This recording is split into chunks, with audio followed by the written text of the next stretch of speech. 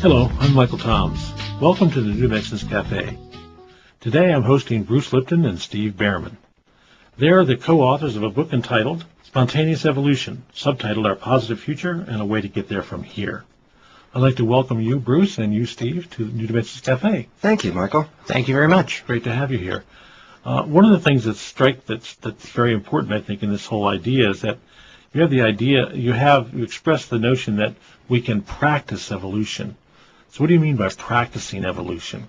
How can we do that? Scientifically, we've been led to believe that we're more or less victims of the world around us, forces unseen by us control life, and we just go being jostled about like on the open sea. And that's an old belief system because we now recognize that we are much more powerful in creating the lives that we live, not just our own personal interior biology and our genetic activity, but also influencing how we respond to the environment and create the environment around us. So it basically says that we go from a passive part of our evolution to an active part, because we are all individuals collectively going to be working in harmony and coherence to manifest a new civilization. And one of the interesting things about the evolution is that evolution involves two things. It involves expanding awareness and expanding community. So as we recognize that we have more power as co-creators than we have led to believe, then the next question is how do we, having that awareness, how do we expand the community in our lives? How do we connect up so that we operate more lovingly, more efficiently, more effectively, and essentially weave a web of mass construction? You know, the economy, as we know it, seems to be falling apart, which suggests that perhaps as that caterpillar economy falls apart, there's a butterfly economy being born. And that we can see that in the transition town movements that are happening, where people are coming across party lines to functionally solve problems at the local level. And again, this is a global local conversation. If it can't happen at the local level, it can't really happen at the global level. So part of practicing evolution is practicing using our awareness to connect with one another and begin to ask ourselves, if I am living in a world where we are all connected as cells in the same body, how does that determine what I do all day? One of the areas of the book that intrigued me was a section that was entitled Baboons and Bonobos. Well, it was a fun chapter for this reason, is that in our world we try to relate how human behavior is an extension of the evolution of other forms, and then we talk about the nature of baboons, for example, as a precursor to humans, and we look at the baboon culture and we see them as a violent race of animals, male dominance, and it's just a violent kind of world. And so therefore we have bought into the belief that violence in human nature is just our natural biology. And so when we see violence going around, we accept this and say, oh yeah, well, that's just inherited from our genetics of these precursors. And yet what they fail to talk about is that there's a species of chimpanzees that is almost human, in a sense of genetics, almost identical, called the bonobo. And what's very interesting about the bonobos compared to the chimps that we're so familiar with that are always fighting, bonobos have co-dominance of males and females. And what's interesting is they are actually an organization, a species that doesn't fight. They actually make love. That when tensions build up, rather than releasing it in aggression, they release it through physical love, and that creates harmony. So rather than saying that violence is innately what we live with, we would actually be much more closely related to the bonobos, the opportunity to live in a violent-free world, because that is the precursor of our own evolution. You know, there's an amazing experiment, accident that happened with the study of the baboons, and the baboons are among the more aggressive of the apes. And Robert Sapolsky, who was an anthropologist studying this troop of baboons, he had to change his study because most of the males, particularly the dominant males in that baboon troop, ate some poisonous food and they died. And he said, well, since we don't have the balance of male and female, I'm going to have to find a different tribe to study, which he went off and did. But he went back to this other tribe, the original tribe, about 10 years later, and what he found amazed him. because this was a now co-dominant culture where the male baboons did not bully the other baboons. And what he figured out is that when the elder and more dominant males died, it was the grandmothers, so to speak, in that troop who came to the fore. And they chose to lead them the males that were much more willing to cooperate. So even in a species that is known as a violent species, a change in environment, so to speak, and perception can lead to enlightenment, so to speak. Yeah, an amazing story, really. The other thing that this great phrase, I think it's one of your phrases, Steve, where you, in the book, was that about the monk who looks up and said, "Oops, it says celebrate, not celibate." Yeah. Well, that actually Bruce put that in. It's a joke that I use all the time.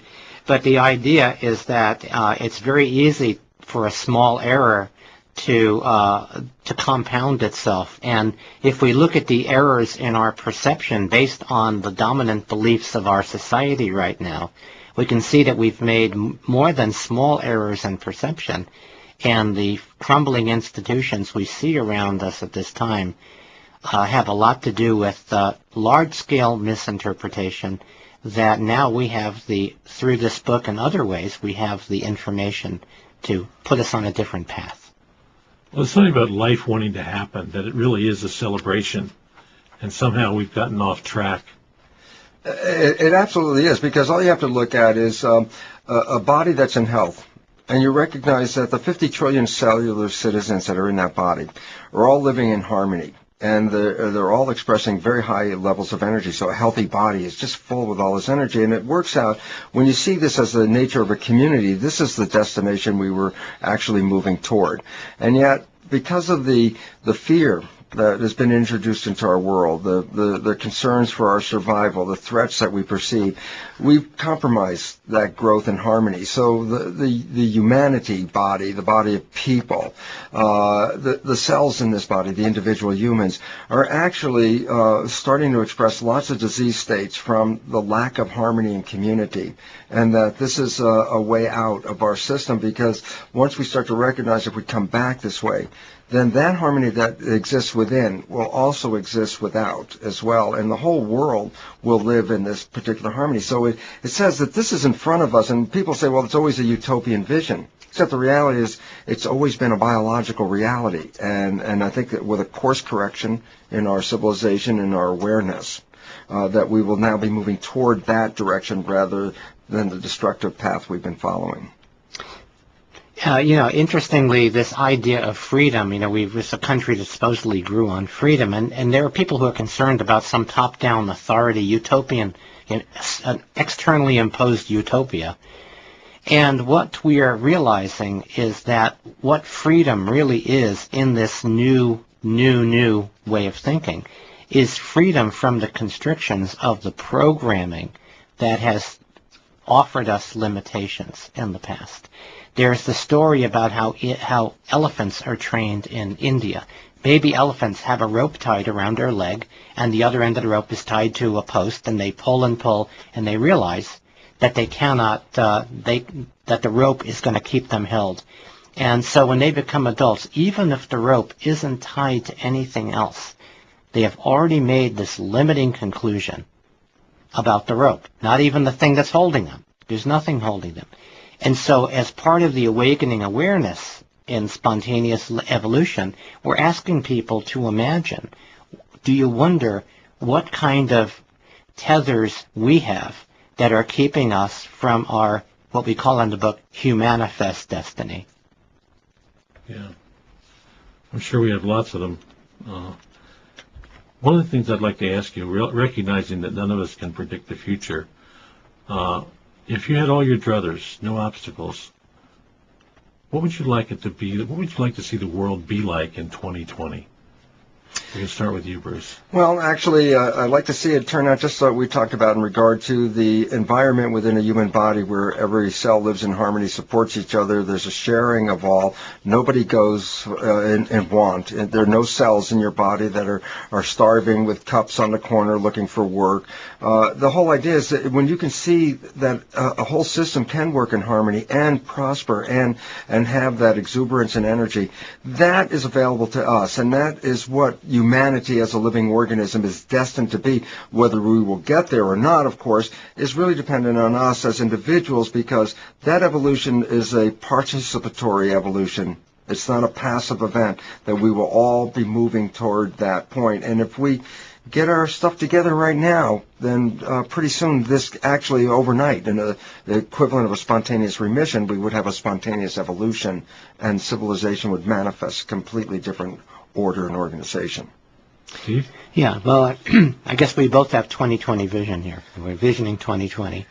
I would add to that. I mean, that pretty much says it, but what I would add is that we come to recognize what we've called economic growth as growth in happiness. So what resources are needed to maximize our happiness? Bruce said it earlier. He said that, so many people on the planet would just be happy just to have nobody shooting at them and eating food and living in a place and doing work that's meaningful. So it's a matter of allowing and reinforcing that coherence to come into play. Wherever we see this coherence, let's support it. Let's invest in it with our energy, with our money, with our time, with our attention, and with our intention. Intention is very, very powerful. That's part of the will that we bring. So I think that that right now, in becoming adults of God, recognizing that we are bringing the power of love, we can choose the power of love or the power of the absence of love in all of our actions, and we can make corrections as need be without blaming ourselves or shaming ourselves. I want to thank both of you for being guests on New Dimensions Cafe. Thank you, Michael, for that. Thank you so much, Michael.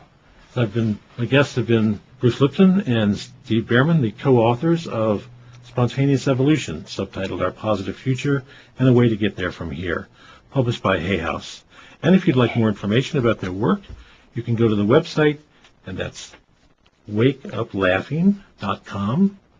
That's Steve Bhaerman's website, and also Bruce Lipton's website, brucelipton.com. It's brucelipton.com. You can also get there through the New Dimensions website, newdimensions.org. Hello, I'm Michael Toms. Welcome to the New Dimensions Cafe. Today I'm hosting Bruce Lipton and Steve Bhaerman. They're the co-authors of a book entitled Spontaneous Evolution, subtitled Our Positive Future and a Way to Get There from Here. I'd like to welcome you, Bruce, and you, Steve, to New Dimensions Cafe. Thank you, Michael. Thank you very much. Great to have you here. One of the things that's very important, I think, in this whole idea is that it involves expanding awareness and expanding community. So as we recognize that we have more power as co-creators than we have led to believe, then the next question is, how do we, having that awareness, how do we expand the community in our lives? How do we connect up so that we operate more lovingly, more efficiently, more effectively, and essentially weave a web of mass construction? The biology and our genetic activity, but also influencing how we respond to the environment and create the environment around us. So it basically says that we go from a passive part of our evolution to an active part, because we are all individuals collectively going to be working in harmony and coherence to manifest a new civilization. One of the interesting things about the evolution is that evolution involves two. You have the idea, you expressed the notion that we can practice evolution. So what do you mean by practicing evolution? How can we do that? Scientifically, we've been led to believe that we're more or less victims of the world around us. Forces unseen by us control life, and we just go being jostled about like on the open sea. And that's an old belief system, because we now recognize that we are much more powerful in creating the lives that we live, not just our own personal interior body. Economy, as we know it, seems to be falling apart, which suggests that perhaps as that caterpillar economy falls apart, there's a butterfly economy being born. And that we can see that in the transition town movements that are happening, where people are coming across party lines to functionally solve problems at the local level. And again, this is a global, local conversation. If it can't happen